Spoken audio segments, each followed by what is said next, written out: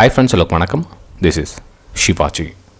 Friends, video போகிறதுக்கு முன்னாடி என்னுடைய சப்ஸ்கிரைபர்ஸ் வியூவர்ஸ் ஃப்ரெண்ட்ஸ் எல்லோருக்கும் என் மனமார்ந்த நன்றிகளை தெரிவிச்சுக்கிறேன். நிறைய பேர் வெபினார் ஜாயின் பண்ணியிருக்கீங்க, எல்லோருக்கும் வாழ்த்துக்கள் தெரிவிச்சுக்கிறேன். நான் உங்களுக்கு ஒரு சின்ன ரிக்வஸ்ட் மட்டும் பண்ணிக்கிறேன் ஃப்ரெண்ட்ஸ்.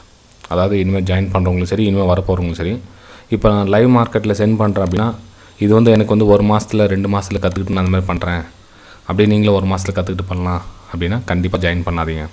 ஏன்னா இது லாங் டைம் ஜர்னி, இது கிட்டத்தட்ட மாத கணக்கில் ஆகும். நீங்கள் இந்த மாதிரி எஃபர்ட் பண்ணி நீங்கள் மேலே வரத்துக்கு டைம் பிடிக்கும். மேபி 2 மாதம் ஆகலாம், 3 மாதம் ஆகலாம். உங்களுடைய கற்றுக்கிற திறன் எப்படி உங்களுக்குள்ளே இருக்குதோ அதுக்கேற்ற மாதிரி டிபெண்ட் ஆகும் ஃப்ரெண்ட்ஸ். ஓகேங்களா? சரி, ஏன் அப்படின்னா இப்போது இன்றைக்கி நம்ம டெலிகிராம் சேனல் பார்த்திங்க அப்படின்னா பேங்க் நிஃப்டி கிட்டத்தட்ட 145 பாயிண்ட்ஸ் நம்ம கெயின் பண்ணியிருந்தோம். மார்னிங் செட்டப்பு, அதாவது நம்ம மார்னிங் என்ட்ரி ரெகுலராக நம்ம பண்ணுவோம் இல்லைங்களா, சேம் அதே மாதிரி தான்.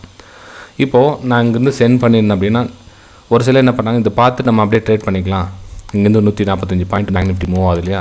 ஸோ இப்போ சார் சொல்கிறது கரெக்டாக ஒர்க் ஆகுது, கிட்டத்தட்ட 95% ஒர்க் ஆகுது அப்படின்னாங்க. ஃப்ரெண்ட், நான் 95% நான் சொல்ல மாட்டேன். எப்பவுமே நான் எப்பவுமே சரி அப்படின்னு நான் சொன்னதும் கிடையாது. ஏன்னா இது ப்ராபபிலிட்டி ஆஃப் கேம். ஓகேங்களா? அதாவது சான்சஸ், என்னுடைய ஸ்டடி கிட்டத்தட்ட பார்த்திங்கன்னா நான் அக்செப்ட் பண்ணுறது 70 to 75%. ஓகே, நம்ம வியூவர்ஸ் சப்ஸ்கிரைபர்ஸ் அவங்களுடைய 95% ஒர்க் ஆகுது சார் அப்படின்னீங்க. ரொம்ப சந்தோஷம் ஃப்ரெண்ட்ஸ். ஆக்சுவலி உங்களோட சப்போர்ட் இருக்கிறதுனால மேபி என்னால் இந்த அக்யூரசி கொடுக்க முடியலாம். ஓகே, உங்களுடைய லைக்ஸ், உங்களுடைய கமெண்ட்ஸ், உங்களுடைய சப்போர்ட்டிங் நம்மளுடைய யூடியூப் சேனலுக்கு இந்த அளவுக்கு கொண்டு வரதுக்கான எஃபர்ட்ஸ் எல்லாமே உங்களை சார்ந்தது தான். ஸோ என்னுடைய அக்யூரசி ரேட் பார்த்திங்கன்னா 70 to 75%. அந்த மேலே 25% உங்களுடைய சப்போர்ட்னால இன்க்ரீஸ் ஆகுது. சரி, ஓகே, இன்றைக்கி டீட்டெயில்ஸ்லாம் பேசலாம். அந்த 145 பாயிண்ட்ஸ் எப்படி கெயின் ஆச்சு எல்லாத்தையும் டீட்டெயில்ஸ் பேசலாம். ஆக்சுவலி இதுக்கு முன்னாடி வீடியோ லாஜிக் அப்படின்னு போட்டிருந்தேன், அதுக்கு அந்தளவுக்கு சப்போர்ட்டிங் எதுவும் வரல. சரி, நம்ம வேறு மாதிரி தம்ப்நெயில் போட்டு க்ரியேட் பண்ணி போடலாம் அப்படின்னு ட்ரை பண்ணியிருக்கேன். சரி, பார்க்கலாம் வாங்க. இது போல் நம்ம வெபினார் ஜாயின் பண்ண உடனே இந்த மாதிரி உங்களால் வகுக்க முடியுமா அப்படின்னா எஸ், ஒரு 2 மாதம் ஆகலாம். மேபி உங்களுடைய ஸ்டடி எப்படி இருக்குதுன்னு தெரியாது எனக்கு. நீங்கள் ஒரு வேளை ஆல்ரெடி ஃபுல்லாக எஃபர்ட்டில் ஸ்டடி பண்ணிட்டு இருந்தீங்க அப்படின்னா உங்களுக்கு மேபி 2 மாதம் நீங்கள் ரிகவர் ஆகிடலாம்.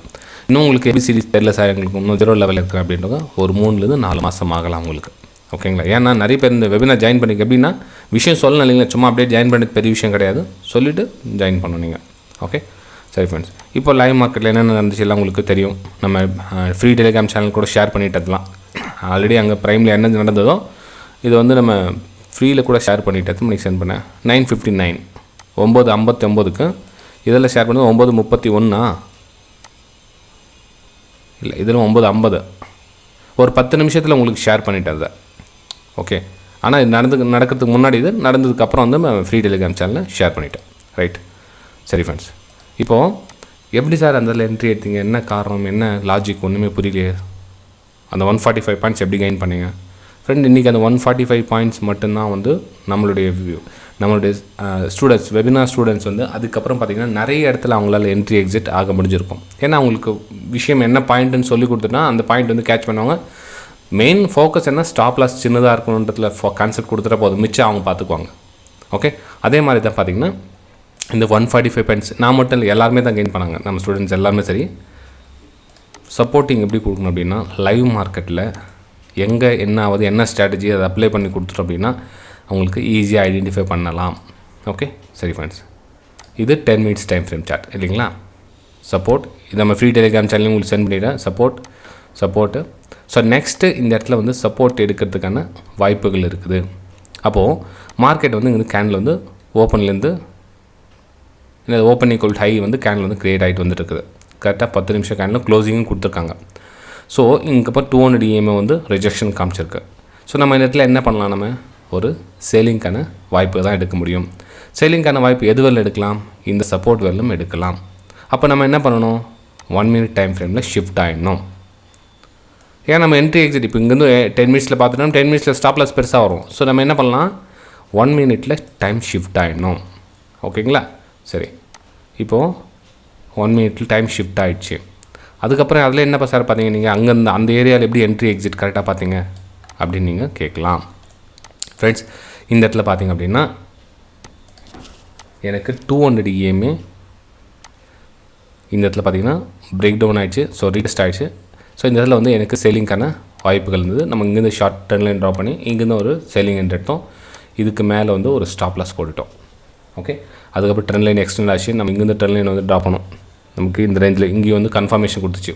நமக்கு இங்கே கன்ஃபார்ம் இங்கே வந்து என்ட்ரி கொஞ்சம் கன்ஃபியூஸில் இருந்தது. மேபி நமக்கு இந்த இடத்துல மேலே போய்ட்டு எஸ்எல் தான் இட்டாயிருக்கலாம். அக்செப்ட் பண்ணணும். அந்த டைமில் வந்து நான் கரெக்டாக தான் எடுத்தேன், என்னோடய என்ட்ரி சரியாக இருக்கும் அப்படின்லாம் no more arguments.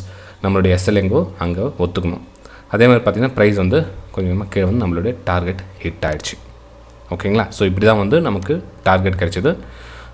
Price 200 EMA cut ஆச்சு, ரீடெஸ்ட் ஆச்சு. அகைன் வந்து continue trend line break down, market negative, retest.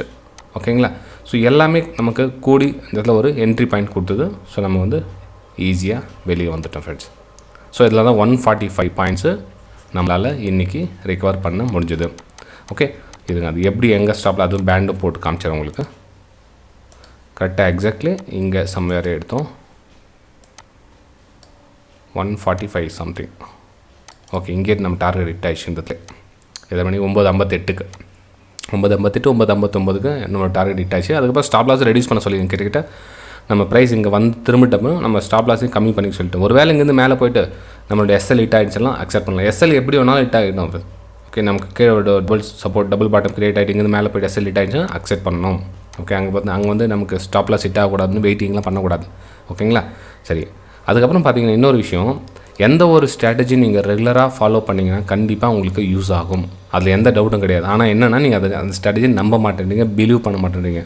ஒன்றும் இல்லை, நம்மளுடைய 10 AM ஸ்ட்ராட்டஜி உங்களுக்கு எல்லாருக்கும் தெரியும்.